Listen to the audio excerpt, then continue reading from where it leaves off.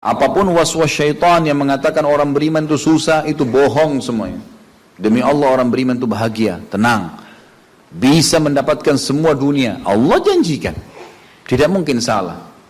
Kita melihat orang-orang yang tinggal di Timur Tengah, Allah berikan kekayaan. Banyak orang di Indonesia juga, orang di Asia Tenggara yang memang beriman sama Allah banyak.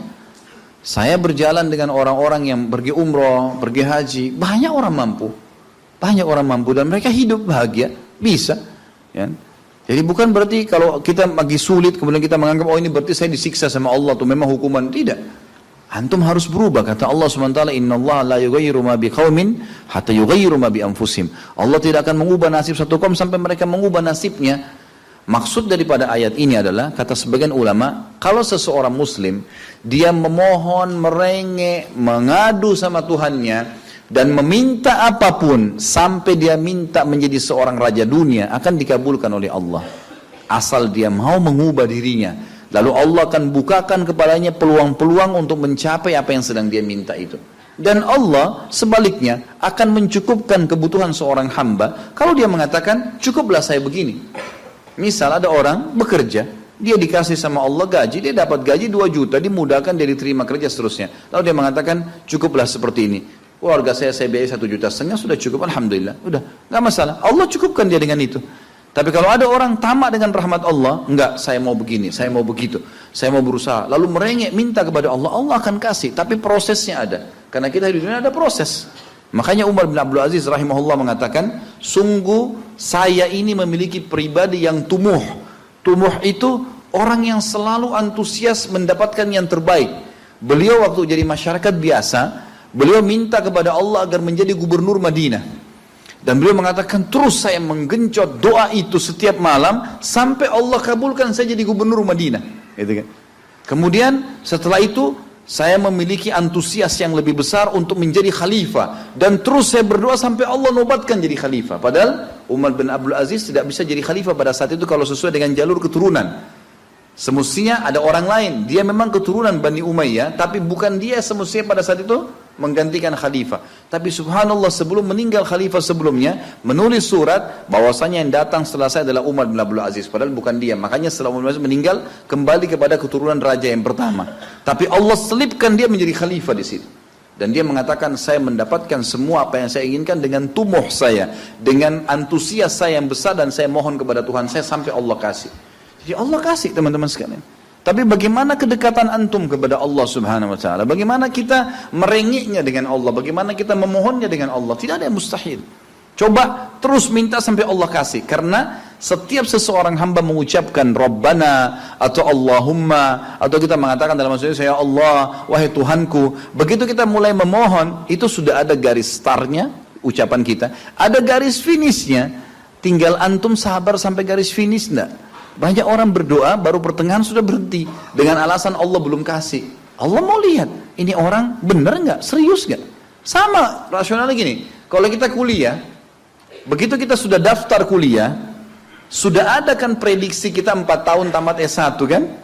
Oh iya, semester 1, semester 2, semester 3, sampai semester 8 misalnya. Ini yang saya tahu pada saat kami S1 di Madinah begitu ya. 1 tahun 2 semester, 1, 2. Tahun kedua 2, 3, dan 4. Sampai semester 8 selesai S1. Baik, kita begitu daftar, pertama sudah tahu. Saya akan kuliah 4 tahun nih. Kalau saya lulus, selama 4 tahun saya akan lulus menjadi S1. Kita sudah tahu kan. Kalau ada orang baru tingkat 2 sudah berhenti kuliah, dia sendiri berhenti. Itu sama rasionalnya orang kalau berdoa tuh. Kalau merengek sama Allah. Sabar sampai titik klimaksnya, kita akan dapat ijazahnya, kita akan dapat apa yang kita inginkan, gitu kan?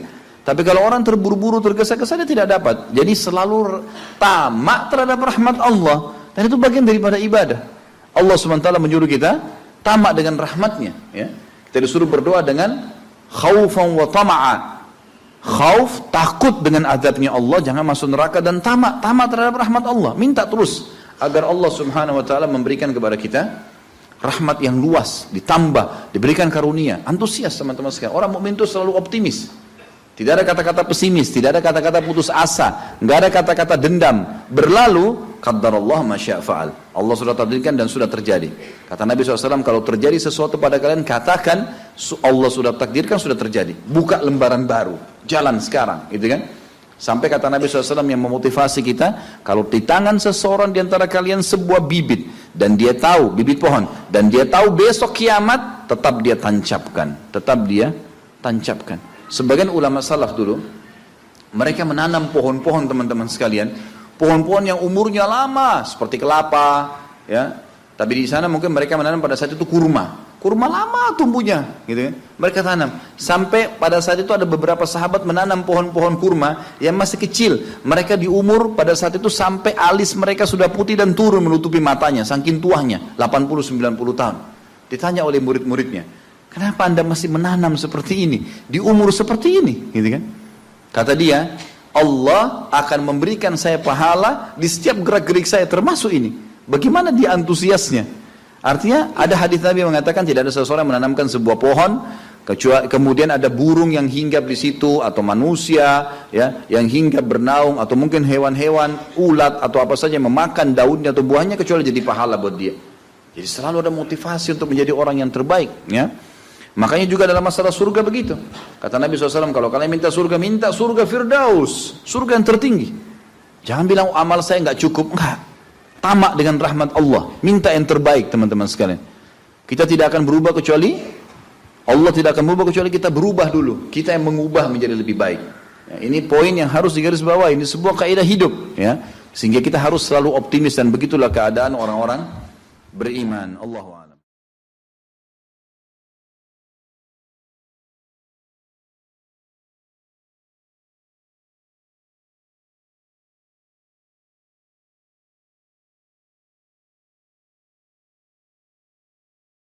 Sebuah pohon kemudian ada burung yang hinggap di situ, atau manusia ya yang hinggap bernaung, atau mungkin hewan-hewan, ulat atau apa saja yang memakan daunnya atau buahnya, kecuali jadi pahala buat dia.